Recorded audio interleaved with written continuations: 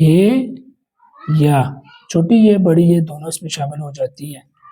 ہے ہدایت سیدھا راستہ، ہے ہاتھ، ہے ہرن. ہے ہدایت، ہے ہاتھ، ہے ہرن. چھوٹی یہ یا یہ یخنی، یہ یقین، یہ یہودی. یہ یخنی، یہ یقین، یہ یہودی. یہودی اسلام کے دشمن ہیں. اور یہ ہے، اور میں نے یہاں پر بڑی یہ لکھی ہے، آپ کو چھوٹی یہ دکھائی، اب بڑی یہ دکھاتے ہیں. بڑی یہ کچھ اس طرح لیٹی ہوئی ہوتی ہے نیچے سے بے کی طرح.